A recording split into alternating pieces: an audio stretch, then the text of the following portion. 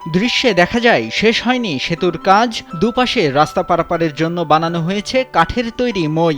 অধিকাংশ কাঠ ভেঙে যাওয়ায় আর নিচে পানির বিশাল গর্ত থাকায় সেতুটি মরণ ফাঁদে রূপ নিয়েছে। পারাপারের সময় বেড়েছে দুর্ঘটনার প্রবণতা। এতে এলাকার মানুষের ভোগান্তি বেড়েছে প্রতিনিয়ত। 2023-24 অর্থবছরে 29,26,000 টাকা ব্যয়ে দুর্যোগ ও ত্রাণ মন্ত্রণালয়ের আওতাধীন শুরু হয় সেতুটির কাজ। গেল বছরের শুরুতে কাজটির গতি থাকলেও গণ অভ্যুত্থানের পর থেকে তা বন্ধ রয়েছে।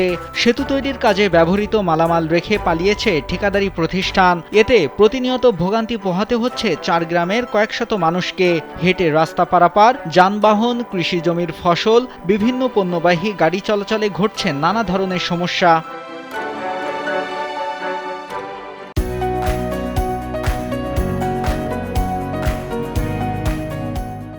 ঠাকুরগাঁও সদর উপজেলার জগন্নাথপুর ইউনিয়নের সিঙ্গিয়া গ্রামে নির্মাণাধীন সেতুটির কাজ থমকে রয়েছে।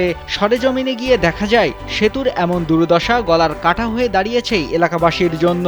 শিক্ষার্থীদের বিদ্যালয়ে যাতায়াত, কৃষি জমির ফসল পরিবহন সহ ব্যাঘাত ঘটছে দৈনন্দিন কাজে। দ্রুত সময়ের মধ্যে সেতুর কাজ শেষ করার দাবি তাদের।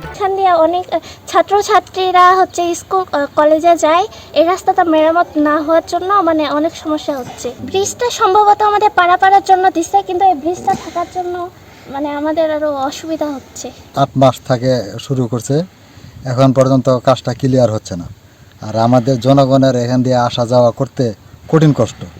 এই যে নিচ দিয়া নামে যাওয়া লাগতেছে, উপর দিয়া গেলে মনে করেন যে আমাদের অনেকের ক্ষতি হয়। গাড়ি নিয়ে পড়ে যায়, সাইকেল নিয়ে পড়ে যায়, এদিক দিয়ে আসা যাওয়া করতেও খুব কষ্ট হয়। আমাদের এই ব্রিজটা অনেকদিন ধরে নষ্ট হয়ে আছে। এটা মেরামত কাজ প্রায় স্থগিত হয়ে আছে।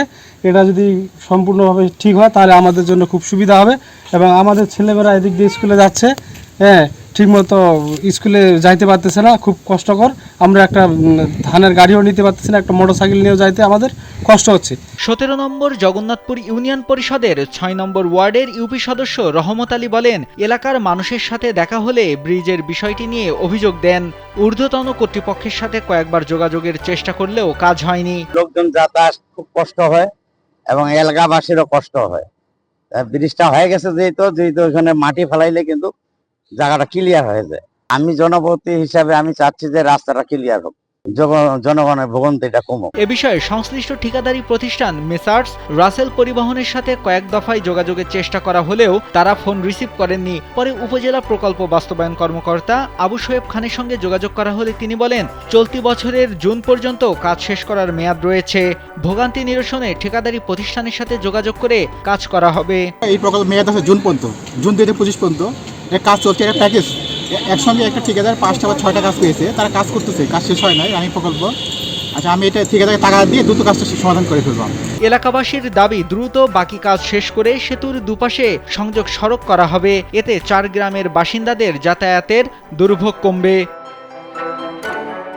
নাইমুল হাসিব, কালবেলা।